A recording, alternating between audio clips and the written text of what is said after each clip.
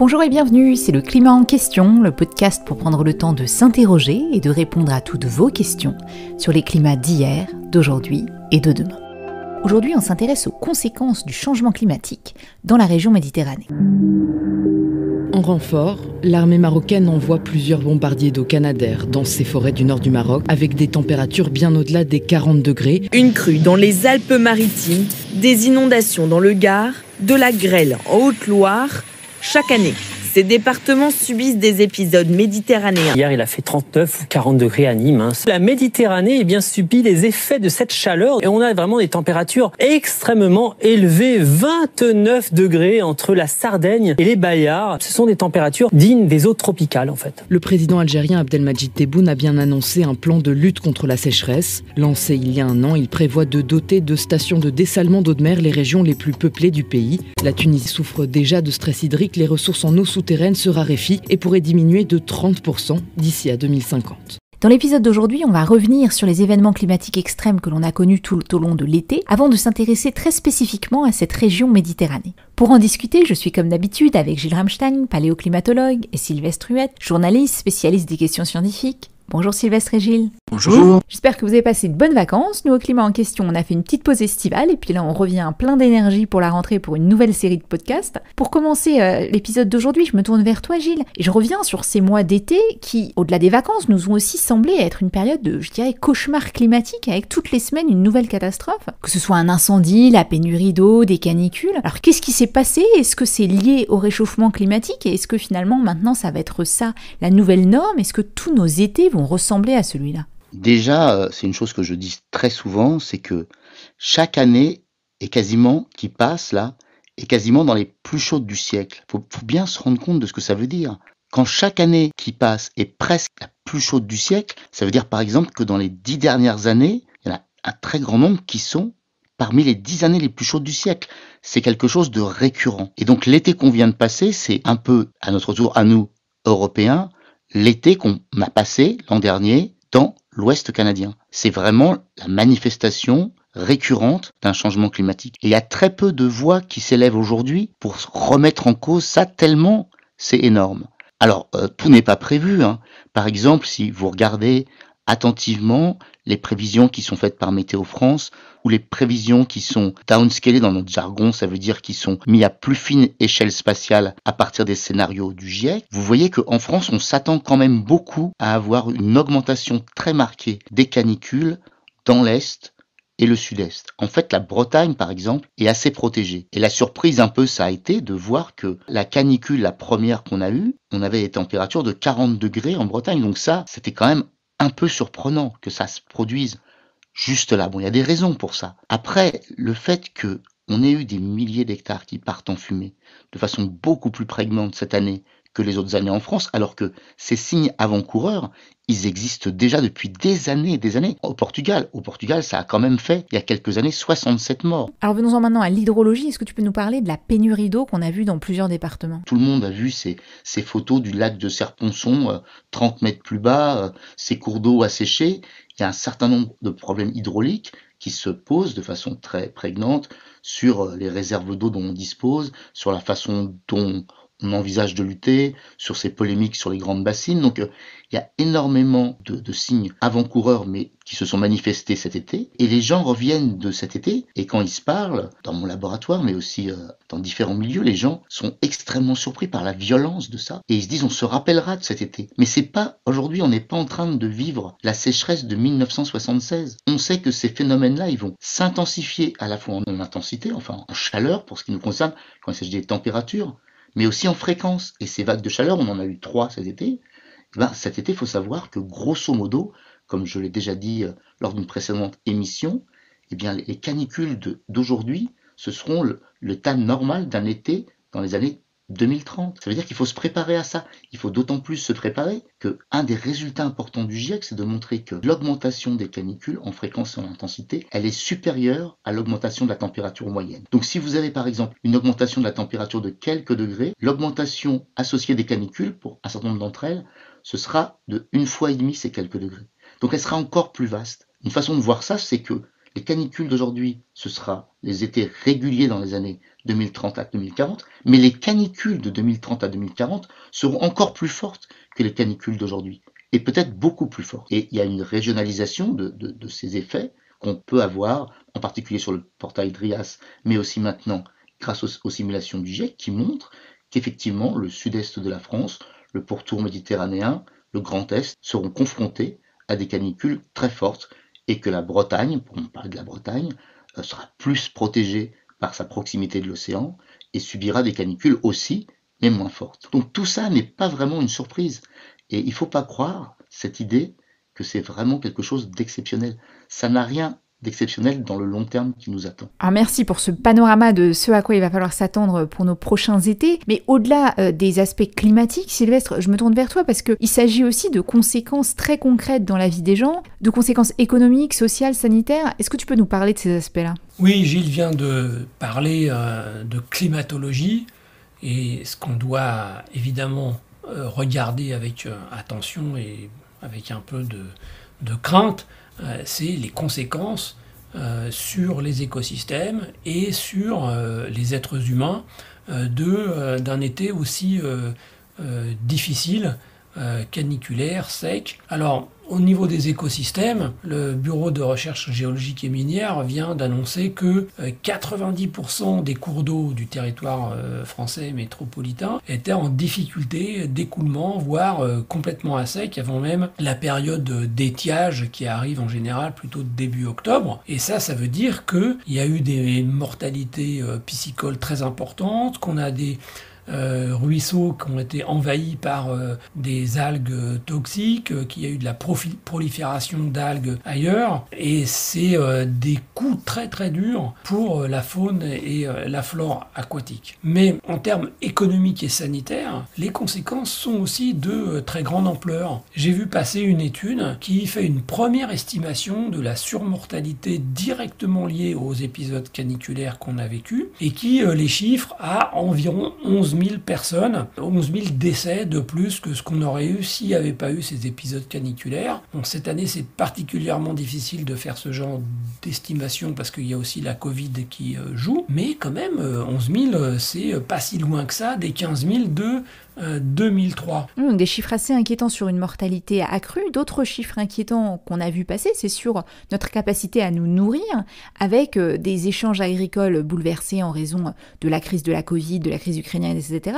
Mais aussi sur nos territoires, une productivité diminuée. La production agricole a considérablement souffert. Je prends que l'exemple de deux pays, le nôtre et l'Italie. En Italie, il y a une diminution importante de la production de blé, de la production de fruits, de la production de légumes. L'Italie, pour l'anecdote, se prépare à importer des tomates parce qu'il a fait tellement chaud, au-delà de 37 degrés, que les fleurs des pieds de tomates ont grillé avant de pouvoir être fécondées. Dans la moitié sud de la France, on estime à moins 15% par rapport aux années précédentes la récolte de blé, moins 18% pour le maïs, entre moins 20 et moins 30% pour la récolte de pommes de terre en estimation. Donc c'est quand même des coûts économiques considérables. Et puis il y en aura d'autres. Par exemple, tous les assureurs de maisons doivent en ce moment en train d'attendre avec crainte le résultat de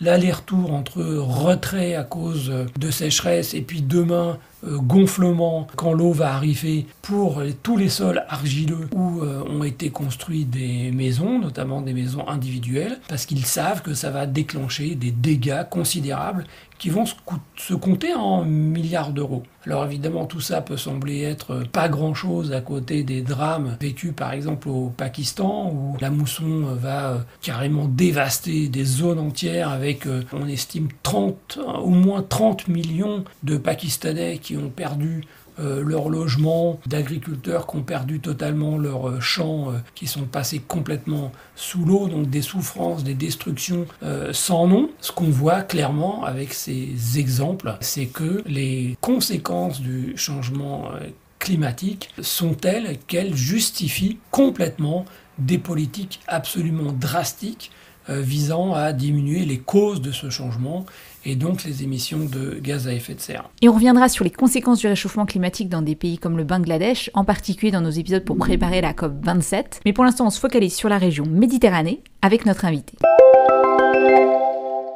Nous avons le plaisir de recevoir dans le climat en question aujourd'hui Joël Guillot. Bonjour. Bonjour. Alors vous êtes directeur de recherche émérite au CNRS, au laboratoire de géosciences de l'Université d'Aix-Marseille, et vous avez contribué à la création d'un réseau d'experts sur les changements climatiques et environnementaux dans la Méditerranée, le MEDEC en anglais, Mediterranean Experts on Climate and Environmental Change, une sorte de mini-GIEC de réseau de scientifiques qui collaborent ensemble, mais cette fois-ci centrés sur la Méditerranée. Alors avant de parler des travaux de ce réseau, en particulier d'un rapport que vous avez publié, je voudrais que vous me disiez, dans la zone Méditerranée, est-ce que là aussi, comme on vient d'en parler à l'instant avec Gilles et Sylvestre, les étés vont être de pire en pire, de plus en plus chauds, avec de moins en moins d'eau? Les étés méditerranéens sont secs, c'est d'ailleurs ce qui définit le climat méditerranéen. Donc c'est des étés secs. On projette une augmentation forte de ces sécheresses. C'est une zone où le manque d'eau est récurrent pour 180 millions de personnes. Et ce manque d'eau va s'accentuer dans le futur. On calcule que la demande pourrait s'accroître de 22 à 74% d'ici 2100 en raison de l'évolution démographique, de l'augmentation du tourisme de masse et de la demande agricole. Et ce manque sera le plus important dans le sud et l'est de la Méditerranée, dont le climat est déjà qualifié d'aride et qui concentre les 3/4 de la population du bassin. Oui, d'ailleurs, ça c'est un des éléments qui m'a frappé dans le rapport, c'est que ce bassin méditerranéen, il est extrêmement peuplé,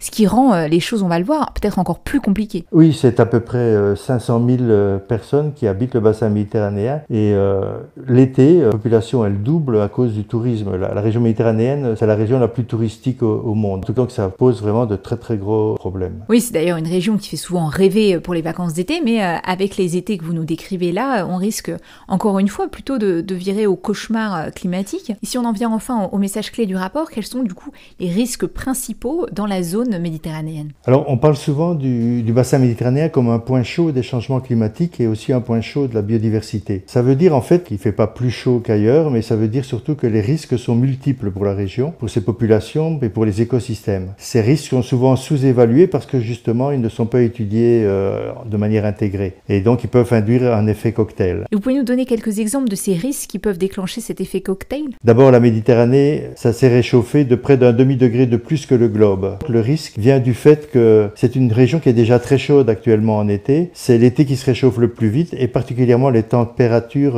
maximales. Ce qui veut dire que les canicules vont devenir plus longues, plus intenses qu'ailleurs. Et en particulier dans les villes qui sont souvent surpeuplées et situées sur le littoral, il y a un effet d'îlot de chaleur urbain avec des températures de 4 à 7 degrés plus élevées que dans les campagnes environnantes. Et ça va rendre la vie difficile. D'accord, donc ça c'est pour la partie terre de la Méditerranée, des températures extrêmement élevées, des canicules et des endroits notamment en ville où ça devient très difficile de vivre. En plus, la mer Méditerranée, elle, se réchauffe 2 fois plus vite que l'océan global. Et ça, c'est une caractéristique importante, qui est beaucoup plus importante en fait que le réchauffement des terres. Les canicules marines sont plus fortes et plus fréquentes et elles impactent la biodiversité marine. Cet été, les populations de Gorgone, par exemple, ont souffert à cause de températures qui avoisinaient les 30 degrés. À terme, leur effet sera amplifié par l'acidification de la mer Méditerranée. L'acidification, c'est un phénomène qui est général, mais pour la Méditerranée, c'est plus important que pour les autres océans. Et donc, finalement, le territoire méditerranéen, c'est un point chaud de la biodiversité avec 25 000 espèces de plantes, dont 60% sont endémiques. Les espèces endémiques, on peut dire que c'est des espèces autochtones, c'est les espèces propres à l'espace de la mer Méditerranée. Et ces écosystèmes sont maintenant sous la triple menace de la sécheresse, de l'élévation du niveau de la mer et de l'intensification de l'utilisation des terres. Alors justement, vous venez de mentionner l'élévation du niveau de la mer. Qu'est-ce que ça veut dire du côté des zones côtières? Est-ce qu'elles risquent d'être submergées? Les zones côtières, de leur côté, elles subissent à la fois une augmentation du niveau de la mer qui s'accélère actuellement.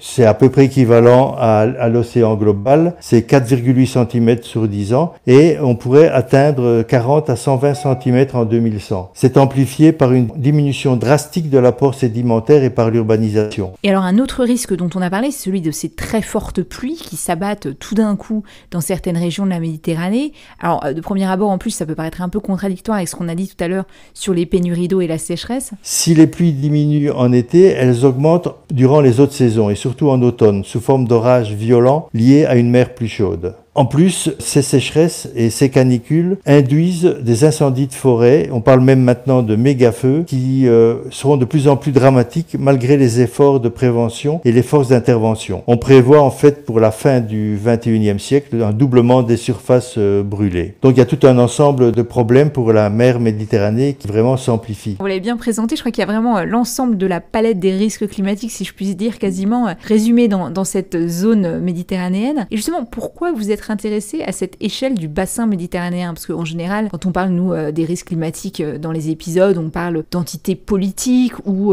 de continents, mais c'est rare de s'intéresser à cette échelle du bassin méditerranéen. Pourquoi pour vous c'était important?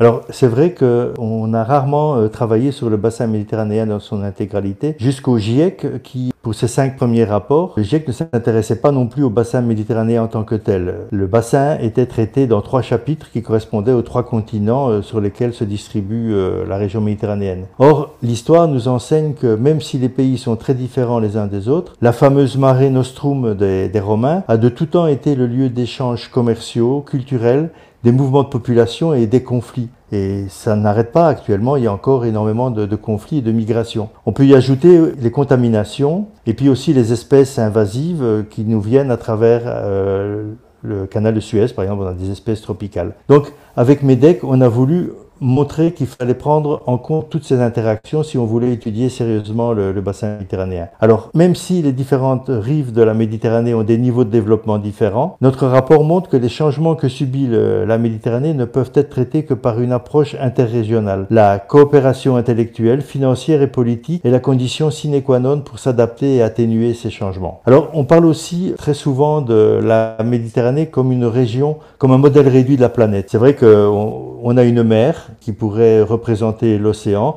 et on a des pays du Sud qui sont plus pauvres et des pays du Nord qui sont plus riches. Mais en fait, ce modèle réduit est vraiment très pertinent. Ça vaut la peine d'ailleurs de l'étudier en tant que tel, comme modèle de ce qui peut se passer à l'échelle globale. La rive Nord, par exemple, a déjà entrepris sa transition environnementale, mais elle est grandement responsable de l'accumulation historique des gaz à effet de serre. Par contre, le Sud et l'Est de la Méditerranée subissent plus que le Nord les effets du changement climatique, alors qu'ils en sont beaucoup moins responsables. Donc là, on a un problème de justice climatique qui est valable à l'échelle du globe et qui est aussi très valable à l'échelle de la Méditerranée, mais comme c'est un modèle réduit, eh bien c'est plus facile à étudier. Donc les pays du Sud ont énormément de potentialités pour entamer leur transition, mais ils n'en ont pas les moyens. Je parle par exemple de l'énergie du soleil qui est très présente et qui permettrait de passer aux énergies renouvelables. Donc il est évident qu'un transfert de connaissances et de finances est crucial pour permettre à la région méditerranéenne dans son ensemble à vraiment démarrer sa transition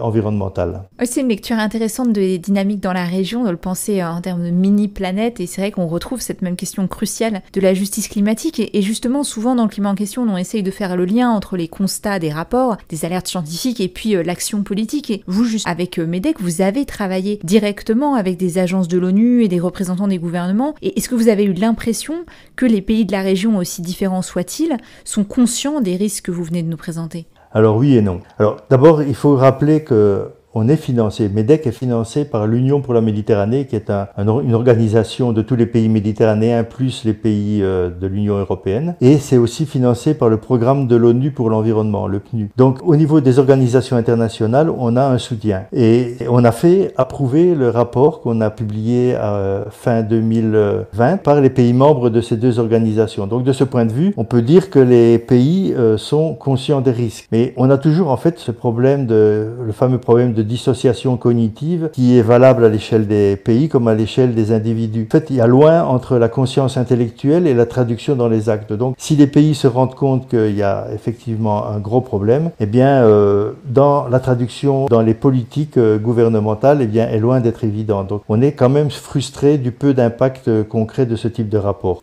On a quand même un espoir, c'est que même si les quantités de rapports qu'on peut publier ne font pas tellement changer les choses, les événements extrêmes qu'on connaît, et ceux de cet été-ci, ceux de l'année dernière aussi qui étaient des inondations en Europe, eh bien ça c'est des manifestations du changement climatique, et on a quand même l'impression que ces événements extrêmes sont en train de précipiter cette prise de conscience. C'est malheureux, on va dire, de constater qu'il faut des morts pour que tout se mette à changer. Oui, c'est sûr que c'est malheureux. Moi je me souviens quand j'ai commencé à travailler sur les questions question climatique, c'était justement en me disant mais il va se passer tout ça, c'est pas possible qu'on attende juste la catastrophe, il faut vraiment qu'on s'y prépare et qu'on y réponde. C'est vrai qu'après quand on voit que finalement on parle un peu plus de ces sujets suite à un été aussi catastrophique que celui qu'on vient de connaître, ou suite à des inondations au Bangladesh, etc., c'est quand même assez difficile, même si malheureusement c'est aussi comme ça que ça fonctionne. Mais pour revenir à un aspect un peu plus positif des solutions mises en œuvre par les pays dans la région, j'imagine que ça dépend beaucoup des différents types de pays. On entendait tout à l'heure en introduction la mention par exemple